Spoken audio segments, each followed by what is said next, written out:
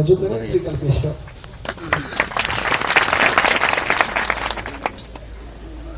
તાલીઓની ગડગડાટ, આ તાલીઓની ગડગડાટ બંદૂક વાળાને બી દેશ છોડાઈ દેશે. આજે જ્યારે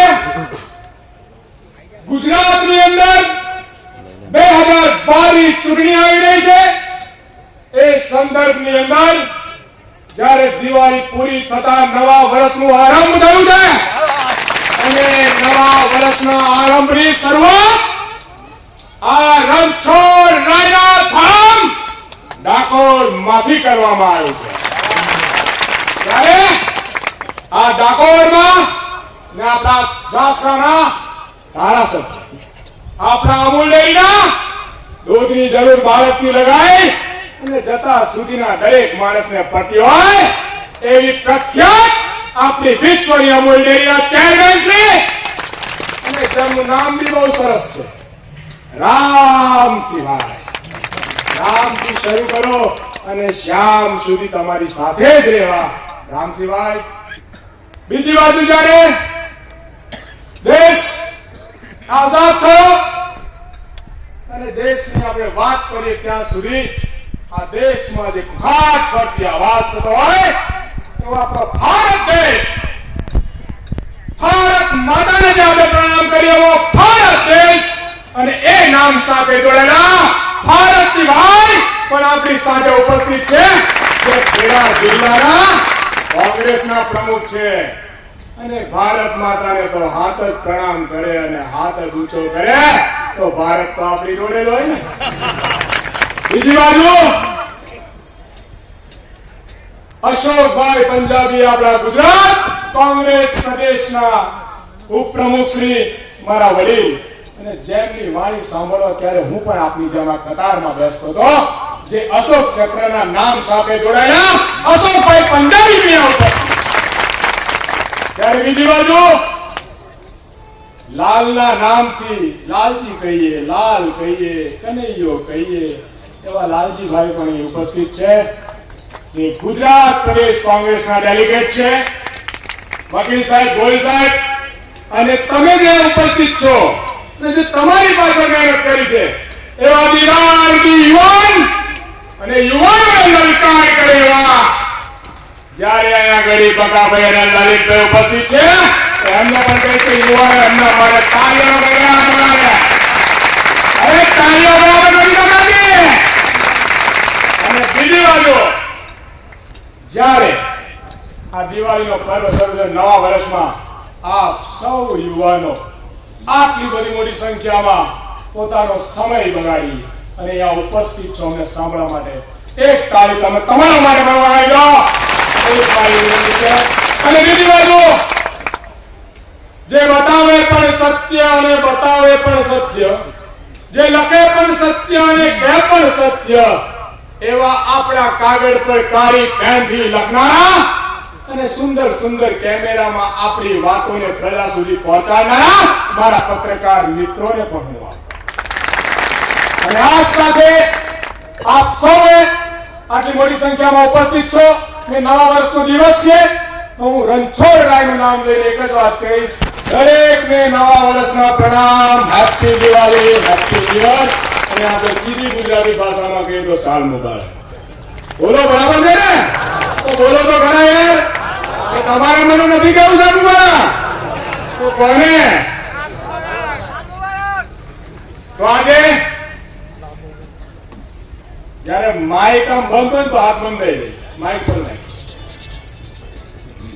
જ્યારે આપણે ગુજરાતની 2012 ની ચૂંટણીની વાત કરીએ અને આ ગુજરાતની ભારતીય જનતા પાર્ટી જે વિકાસની વાત કરે છે, જે સંસ્કારની વાત કરે છે, જે સંસ્કૃતિની વાત કરે છે, જે એકતાની વાત કરે છે અને જે એમ કહે છે કે ગુજરાતને નંબર 1 ને કર્યું છે.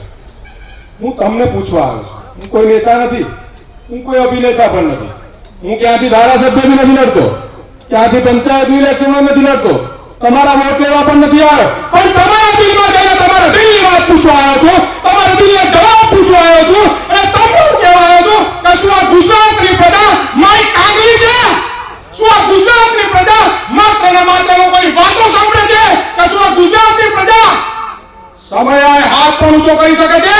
અને સમય આવે આવા ખોટા કામવાળાના હાથ પર કાપી શકે છે. આ જ વાતને લઈ અને હું તમારા દિલને જવાબ પૂછવા આવ્યો છું. તમારી જોડે એક વાત લઈને આવ્યો છું. તમારા દિમાગમાં, તમારા દિલમાં, તમારા આંખોની અંદર એક જુસ્સો જોવામાં આવ્યો છું ને એવો જુસ્સો આ ગુજરાતની જ્યારે વાત કરે છે, આ ગુજરાતના ધરતીની જ્યારે વાત કરે છે, આ ગુજરાતના વિકાસની જ્યારે વાત કરે છે, આ ગુજરાતની સંસ્કૃતિની જ્યારે વાત કરે છે અને આ ગુજરાતના એકતાની જ્યારે વાત કરે છે, ત્યારે એવા ભારતીય જનતા પાર્ટીના એકે જો માઇકેલ આલેના મારું ધોપતું હોય તો આઈને મને જવાબ આપે. વિકાસ, મહિલાઓને યુવાનો વિકાસ, નાના બાળકોને ઉઠાઈ જવાનો વિકાસ, ખેડૂતોને આત્મહત્યા કરવાનો વિકાસ, યા પછી જે ગૌ માતાના નામ પર આપણી માતાની તરીકે પૂજાય એવી ગૌ માતાની હત્યા કરવાનો વિકાસ, શિક્ષણના નામે ઉઘાડી લૂંટ કરવાનો વિકાસ, જ્યાં હોય ત્યાં પોતાના નામના પડદા લગાવી દે અને લૂંટવા સિવાયનો કોઈ ધંધો નહીં ને વાત વિકાસની કરે છે. મહાત્મા ગાંધી જેમને દેશને આઝાદી અપાઈ, જેમને દેશ માટે બલિદાન આપ્યું, જે મહાત્મા ગાંધીની પ્રતિમાઓ યા નહીં પણ વિદેશના અંગ્રેજો પણ પૂજતા થઈ ગયા, એ મહાત્મા ગાંધી આ ગુજરાતના હતા ને મહાત્મા ગાંધી જ્યારે જન્મ્યા ને ત્યારથી ગુજરાત નંબર 1 છે. ગુજરાતના વાસીઓ આયા માયા જમાયા નથી. આ ગુજરાતની પ્રજા છે જેના શ્વાસમાં એક બુલંદ આવાજ છે. જે અમારા એક મિત્ર પ્રોગ્રામ શરૂ થતા પહેલા કીધું પણ એ વાત તમારા સુધી બરાબર પહોંચી નહીં.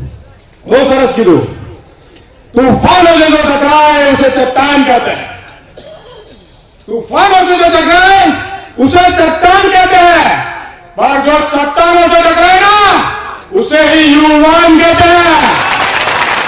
આ યુવાનની હાકલ સાથે 2012ની ચૂંટણી હું એટલું જ કહેવા આવ્યો છું કે જ્યારે ભારતીય જનતા પાર્ટી સરદાર વલ્લભભાઈ પટેલ અમારા સામે વાત કરે છે તો ભારતીય જનતા પાર્ટીની યાદશક્તિ કમજોર છે, એને થોડીક યાદશક્તિ અપાવવાની જરૂર છે. સરદાર વલ્લભભાઈ પટેલ કોંગ્રેસના પ્રમુખ હતા.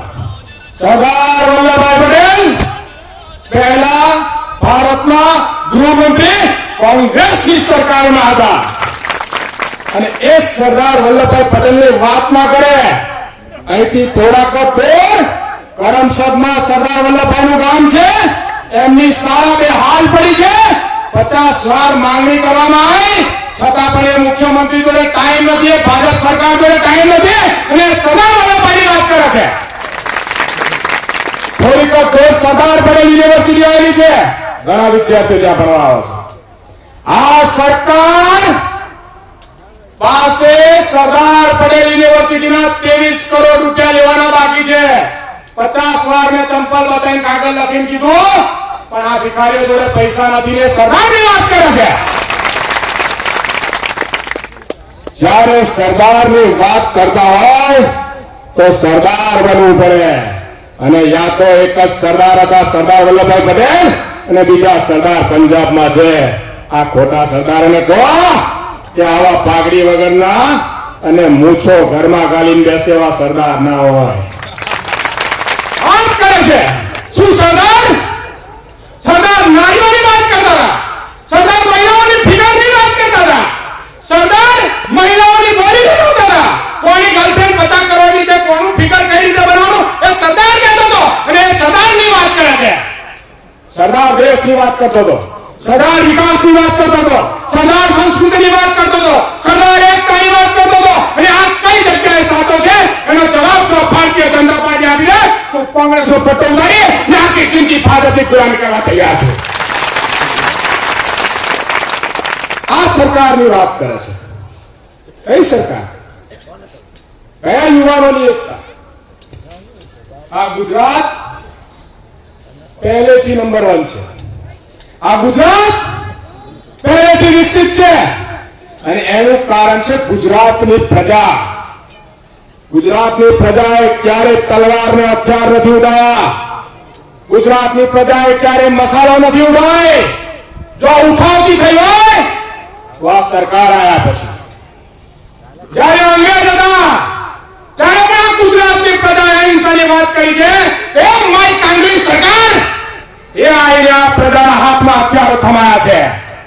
એ ગુજરાતને ગુજરાત છોડે અને યુપી બિહાર બનાવવાનો પ્રયત્ન કર્યો હોય તો ભારતીય જનતા પાર્ટી પણ 2012 ની ચૂંટણીમાં આ ગુજરાતનો યુવાન જવાબ આપશે. હું તમારી પાસે જવાબ માંગવા આવ્યો છું, તમારી પાસે સહકાર માંગવા આવ્યો છું, તમારી પાસે ભીખ માંગવા આવ્યો છું અને તમને કહેવા આવ્યો છું કે આ ઘમંડી સરકારને 2012 ની 14 ને 17 ની તારીખે જવાબ આપજો અને એને મારો એક વાક્ય જરૂર કહેજો. આ ગુજરાતની જનતા છે, આ ગુજરાતની તાકાત છે, આ ગુજરાત અને સરદારનું ગાંધી છે, નહીં તમારા જેવા લોમડીઓનો અને નહીં આ ગુજરાતની પ્રજા આવ્યા માલ્યા જમાવ્યા છે. આ સરકાર વિકાસની વાત, એકતાની વાત લઈને દોડી જાય. કમળ હોય એને ક્યારે હાથ ના પકડે તો ઉડીને ઉપર આવે. આ આલ્યા માલ્યા જમાલ્યાઓની સરકારમાં બિચારા જેટલાય અમારી કોંગ્રેસમાં હતા પણ લાલચમાં કશું મળ્યું નહીં એટલે ત્યાં જતા રહે એટલે દોડે છે. બાકી ભારતીય જનતા પાર્ટીના કોઈ માના માઇકેલ લાલની તાકાત નથી કે ભારતીય રાષ્ટ્રીય કોંગ્રેસને હરાવવાની તાકાત રાખતો હોય. અને હવે તમને કહું છું, કોઈ ટિકિટ ના મળે, કોઈ કોંગ્રેસની ટિકિટ ના મળે, કોઈને જિલ્લા પંચાયતની ટિકિટ ના મળે, કોઈને તાલુકા પંચાયતની ના મળે અને જો તમારી જોડે આવે, હું બ્રાહ્મણ છું મને વોટ આવજો, હું ક્ષત્રિય છું મને વોટ આવજો, હું મુસ્લિમ છું મને વોટ આવજો, ના આપતા એને એ બે શબ્દો કહેજો અને જો તમારું કામ કરી દે ને વોટ આપી દેજો. એને પૂછજો કે તું વોટ માંગવા આવ્યો છું, તું ક્ષત્રિય છું તો ક્ષત્રિય સમાજના હજારો છોકરા બેકાર છે કે કોને નોકરી અપાય? ક્ષત્રિય સમાજના હજારો છોકરાઓ ભણી નહીં શકતા કે કોની ફી ભરી? ત્યારે કોઈ મુસ્લિમ સમાજનો આવે તો કહેજો એને કે મુસ્લિમ સમાજના આગેવાન તરીકે છેલ્લા 10 વર્ષથી કોંગ્રેસનો ઝંડો લઈને મારા બજારમાં ફરતો હતો. જ્યારે તમે દલાલી ખાવાનું ના મળ્યું, પાર્ટી છોડીને જાઉં છું, તો અમારા કયા છોકરાને આટલા વર્ષમાં તે મજા કરી કે સેવા કરીએ કે જેના કારણે અમે તને જાત પર વોટ આપીએ? મારા ભાઈઓ જાત પર, નાત પર, ભાત પર, પૈસા પર, દારૂ પર, ચવાણા પર ને જમવા પર વોટ ના આપતા. પણ જો મારી જેમ તમે બરાબર હાકલ કરી, હું કહું છું, હું અલ્પેશ પુરોહિત મારો મત કોંગ્રેસને આપીશ, કારણ કે હું વેચાતો પણ નથી અને આવા બુદ્ધિઓથી હું ડરતો પણ નથી. અને એ જવાબ મારે તમારી જોડેથી જોઈએ છે. અને હું આજે આવ્યો છું આ ચોકટ પર ફરી ત્યારે સભા કરવા આવીશ જ્યારે રામસિંહભાઈ ધારાસભ્ય બને અને કહેશે રામ રામ રામ. અને આ સાથે હું તમને વધારે નહીં કહેતા અને એટલું જ કહીશ, ना तो हम तलवार देते हैं ना हम त्रिशूल देते हैं, ना तो हम तलवार देते हैं ना हम त्रिशूल देते हैं, हम तो सिर्फ आपको एक दबाने का बटन देते हैं. અને એની સામે તમારો જવાબ જોઈએ. ना तो हम तलवार से लड़ते हैं ना तो हम त्रिशूल से, ना तो हम तलवार से लड़ते हैं ना तो हम त्रिशूल से, हम तो लोग हैं कलम के, हम तो कलम से लड़ते हैं. આ સાથે 2012 ની ચૂંટણીમાં તમે સૌ લોકો ખૂબ જ 14 અને 17 તારીખે આજુબાજુના તાલુકામાં આપણા વિસ્તારમાં યુવાનો ભેગા થઈ અને સંકલ્પ કરી અને આ વાતને લઈને કોંગ્રેસની સરકાર બનાવો એવી મારી અપીલ છે. તમારા વિચારોથી વિચારજો. મોટા મોટા પોસ્ટરો જોઈને વાતમાં ના આવી જતા, સારા સારા જબ્બાન મારા જેવા કોટ જોઈને ગભરાઈ ના જતા અને એમની સુંદર સુંદર વાતો અને સારા સારા વિડીયો જોઈને વિકાસ ના જોઈ લેતા. જેમ આદિવાસી વિસ્તારમાં પેલું રમકડાનું ટ્રેક્ટર ને ટ્રોલી આપે, અમે આપ્યું, પેલા ખુશ થઈ જાય કારણ કે જોડે છોકરાઓ ને રમકડાના ટ્રેક્ટર થી રમે. જોજો અહીંયા રમકડાની કેનો, રમકડાની ભેંસો, આવું બધું મળે છે બજારમાં. તમને આલીને એવું ના કે અમને આવા દો, તમારી ઘર કેનો આવશે, ભેંસો આવશે, ઘાસ બધું આવશે, ના નહીં પાડતો, પણ ખાલી રમકડા ના એ જોઈતા હોય તમે આવજો, તમને વાંધો નથી. આ સાથે હું તમને એટલું જ કહીશ, ललकारे आवाज तूफान हम में, हम गुलिस्तां बदल दे वो बात है हम में, बस जरूरत है आवाज उठाने की, सुना तो बहुत सुना, अब तो दिखाने का वक्त है हमारा. અને આ સાથે હું તમારી સાથે આ વિનંતી લઈને 14 અને 17 તારીખ માટે વિનંતી કરી રહ્યો છું. એક યુવાન તરીકે તમે તો બહુ બધા વડીલ છો, જાણકાર છો, અનુભવી છો. હું તો કાલનો બાળક છું, મને વધારે રાજકારણમાં નહીં ખબર પડતી, સીધી વાતમાં ખબર પડે. એટલે મેં કીધું કે આ માઇક બાંધેલો તો મને નહીં ભાવતી, ગભરામણ થાય. હું આઝાદ રહેવા વાળો માણસ છું. અને જો ગુજરાતની જનતામાં તમે બેઠેલા ગાંધીના જો આ ગુજરાતમાં આવો, જો તમે સરદારના ગુજરાતમાં હો, અને તમે ખરેખર આ ગુજરાતના ખેતાની જેમ ના ચાલતી પ્રજા હો, તો મારી 2 હાથ જોડીને વિનંતી છે, મારી જેમ આઝાદ જીવીને આ ચૂંટણીમાં મતદાન કરાવજો. અને ખોટી વાતો કરતા હોય એ ભલે ટીવી પર લાફા મારતા હોય, તમને હાચકના લાફા મારવાની મારી છૂટ છે. અને આ ભારતીય જનતા પાર્ટીનો ઉમરો છો કે જે પણ યુવાન લાફા મારે એની સજા આપવાની તાકાત બને તો જેલમાં જવા પણ હું તૈયાર છું. જા બરાબર, તો તમે તૈયાર છો? જો તમારો અવાજ આવતો ને સ્ટેજ પરથી નીચે જતો રહીશ. મારે તમારો અવાજ જોઈએ છે, તમારા દિલનો અવાજ જોઈએ છે. હું કોઈ નેતા અભિનેતા નહીં, મારે ક્યાંથી ચૂંટણી નહીં લડવી, હું વાત કરવા નહીં આવું. તમારા દિલનો અવાજ જોઈએ છે. શું તમે મારી જોડે છો? શું જવાબ આપીશું? શું મારી કાંગની સરકારને કહીશું એ ગુજરાતની જનતા આયા પાલ્યા જમાયા નથી? જય હિન્દ, જય ભારત, જય ગુજરાત, જય નાગોર, જય રણછોડ. ખૂબ ખૂબ આભાર પુરોહિત સાહેબ આપનો, અમારા યુવાનોમાં જોમ અને જુસ્સો લાવી દેવા બદલ.